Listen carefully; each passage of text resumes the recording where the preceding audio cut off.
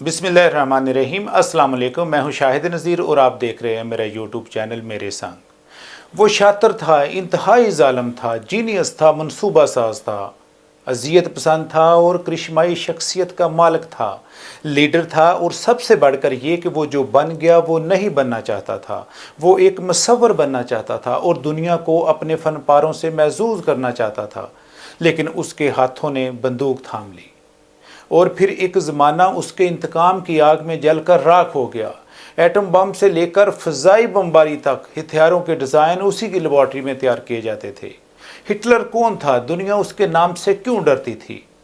Nadreen, आज हम आपको तारीख़ के उसी मुतनाज़ा तरीन किरदार की कहानी सुनाएंगे। हिटलर एक नहायत ज़हीन, शातिर, अय्यार और ज़ालिम किस्म का इंसान था। जब वो लाखों लोगों के सामने तकरीर के लिए खड़ा होता तो गोया ऐसे लगता कि उसने सभी पर जादू कर दिया है। अल्फाज हिटलर के लिए खिलौना थे और अंदाज़े बयां इतना दिलचस्प कि लोग देखते ही रह जाते। हिटलर की मकबूलियत की बुनियाद उसकी पार्टी के नज़रियात थे और उन्हीं नज़रियात की बुनियाद पर ना सिर्फ जर्मनी के दो टुकड़े हुए बल्कि तारीख़ इंसानी की बदतरीन शख्सियतों में हिटलर का शुमार हुआ। आज भी जिस तरह मुसलमानों में यजीद का नाम एक लानत समझा जाता है, मगरबी अक़वाम के लिए हिटलर का नाम उसी तरह लानत तस्लीम किया जाता है। 1945 में हिटलर के खात्मे के बाद शायद किसी माँ ने अपने बच्चे का नाम हिटलर रखा हो। हिटलर के बारे में ये भी मशहूर है कि वो एक बहुत अच्छा पेंटर भी था। लेकिन मैं आपको इसकी शख्सियत से मुतारफ़ करवाऊँगा कि हिटलर कौन था और उसकी शख्सियत का कौन सा पहलू बहुत मशहूर होकर अपनी पहचान बन गया। 28 सितंबर 1918 का दिन है। पहली जंग अजीम ख़त्म हो रही है। पेरिस से 188 किलोमीटर दूर एक कस्बा है। यहाँ एक बरतानवी सिपाही के निशाने में एक जर्मन सिपाही है जिसे वो छोड़ भी सकता है और मार भी सकता है। जर्मन सिपाही जो असल में डाकिया है और उसे यकीन है कि उसे गोली मार दी जाएगी। बरतानवी सिपाही ने उसे गैर मुसल्लह देखकर बंदूक नीचे कर ली और उसे जाने का इशारा कर दिया। बज़ाहिर ये जंग अजीम अव्वल के वाक़यात में से एक है, लेकिन बरतानवी सिपाही नहीं जानता है कि जिसे उसने छोड़ा है वो कौन है। वो हिटलर था जिसकी छेड़ी हुई दूसरी जंग अजीम में करोड़ों लोग लुक़मा ओजल बन गए। पहली जंग अजीम का वाक़या हिटलर ने उस वक़्त सुनाया था जब उसने बरतानवी सिपाही डी हेनरी की तस्वीर देखी थी। बड़ी बड़ी मूँछों वाला हिटलर पहली जंग अजीम के दौरान जब बेल्जियम और फ्रांस का मुहाफ़िज़ हुआ तो हिटलर डाकिए के फ़राइज़ सर अंजाम दे रहा था। उस जंग के कीमियाई हमला में हिटलर की आंखें मुतासर हुईं और वो अंधा हो गया, मगर इलाज के बाद उसकी आंखें वापस आ गईं। आंखें वापस आने के साथ साथ उसकी आंखों में जर्मन्स के लिए आग भी सुलग उठी थी। हिटलर की पैदाइश और परवरिश जर्मनी के हमसाया मुल्क ऑस्ट्रिया में हुई, लेकिन जंग के बाद वो पक्का जर्मन बन चुका था। वो बचपन में मुसव्वर बनना चाहता था, मगर अब उसने तहैया कर लिया था कि दुश्मन को निस्तो नबूद करके ही दम लेगा, ख्वाह इसके लिए पूरी दुनिया से क्यों न टकराना पड़े। पहली जंग अजीम ने हिटलर की ज़िंदगी में एक नया जज्बा पैदा कर दिया था। वो फ़ौज में चला गया। जंग के दौरान 1916 और 1918 में वो 2 मरतबा ज़ख्मी हुआ और उसे मुतअद्दिद मेडल से नवाजा गया। हिटलर ने अपनी सियासी ज़िंदगी की इब्तिदा एक छोटी सी पार्टी से की जिसका नाम जर्मन वर्कर्स पार्टी था। ये वो जर्मन पार्टी है जो बाद में नाज़मी पार्टी के नाम से जानी गई।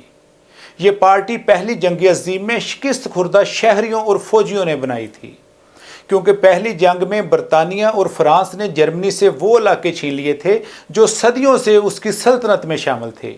और तो और जर्मनी को मजबूर किया गया कि इस जंग में आलमी ताकतों को जो नुकसान हुआ है इसका जुर्माना भी अदा करे। ये बात जर्मन कौम के लिए बहुत ज़िल्लत अमेज़ थी, क्योंकि नाज़ी पार्टी जर्मनी पर मुसल्लत करदा शराइत के ख़िलाफ़ थी। नाज़ी पार्टी जर्मनी में बहुत मकबूल हुई। पार्टी हिटलर को सरबराह बनाना चाहती थी, लेकिन हिटलर पहले तो इनकार करता रहा। लेकिन जब उसने पार्टी का ज़वाल देखा, उसने पार्टी का सरबराह बनने की हामी भर ली। सरबराह बनने के साथ साथ इसने पार्टी का निशान भी खुद मुंतखब करने का फ़ैसला किया। ये निशान हिंदुस्तान में इस्तेमाल होता था और अब भी होता है। हिंदू बौद्ध मत के पैरोकार इसे रूहानियत की इलामत मानते हैं। हिटलर के दौर में ये निशान यूरोप में खुशकिस्मती की इलामत समझा जाता था, लेकिन सच तो ये है, ये निशान जो फलाह और इंसानियत की इलामत था, इसको हिटलर ने तबाही की इलामत बना दिया था। नाज़ी पार्टी मकामी सतह की पार्टी थी। मगर पहली जंग अजीम के बाद एक ऐसा जनरल उस पार्टी में शामिल हो गया जिसके आने से इस पार्टी में 4 चांद लग गए थे। हिटलर इनकलाब का मौका ढूंढ रहा था और ये मौका उसे रोबर ने फराहम किया, जो कि एक इलाका था। उस इलाके में कोयले की कानें हैं और फौलाद की फैक्ट्रियां हैं।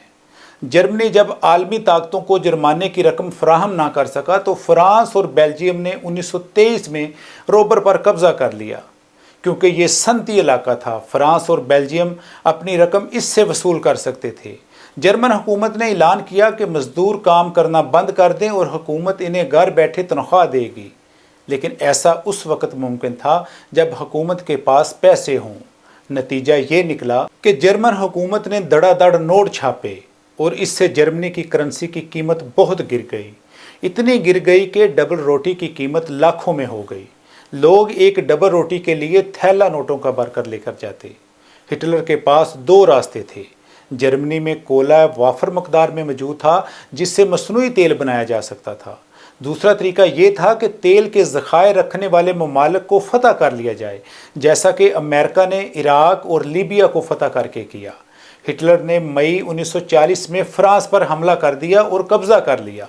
अब इसका वाहिद हरीफ बरतानिया था, जो एक ताकतवर बहरिया रखता था। जर्मनी के पास इतनी मजबूत बहरिया नहीं थी। हिटलर का मुकाबला करने के लिए बरतानिया एक मजबूत पोजीशन में था। दूसरी जंग अजीम के बाद लाखों लोग मारे गए और लाखों लोग बेघर हो गए। यूरोपीय मुआशरत तबाह हो चुकी थी और ज़्यादातर यूरोपीय सनती ढांचा तबाह हो चुका था।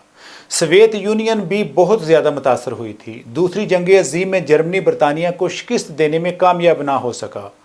जर्मन फौज ने जून 1941 में सोवियत यूनियन पर हमला किया और वो 600 मील से भी ज़्यादा आगे बढ़कर मॉस्को तक पहुंच गए। लेकिन सोवियत यूनियन ने बरतानिया और अमेरिका के साथ मिलकर जर्मनी के खिलाफ जंग लड़ने का फैसला किया और जर्मनी के खिलाफ जंग की काया पलट दी। इत्तेहादियों ने जर्मनी पर हमला जारी रखा और मार्च 1945 में राइन को पार करके जर्मनी के मरकजी हिस्से तक पहुंच गए। नाजी पार्टी जर्मनी ने 1945 में हथियार डाल दिए। 7 मई 1945 जर्मन फौज ने हथियार डाल दिए। 30 अप्रैल 1945 को सोवियत अफवाज वस्ती बर्लिन में वाक़या हिटलर के बैंकर के करीब पहुंच गए। हिटलर ने खुदकुशी कर ली। बर्लिन ने 2 मई 1945 को सोवियत अफवाज के सामने हथियार डाल दिए। जर्मन अफवाज ने मगरब में 7 मई और मशरक में 9 मई 1945 को गैर मशरू तौर पर हथियार डाल दिए। यूरोप की फतह का 8 मई 1945 को ऐलान कर दिया गया। नाज़रीन, अगर आपको मेरी वीडियो अच्छी लगे तो मेरे चैनल को सब्सक्राइब करें, लाइक करें और कमेंट करें। नेक्स्ट वीडियो तक अल्लाह हाफिज़।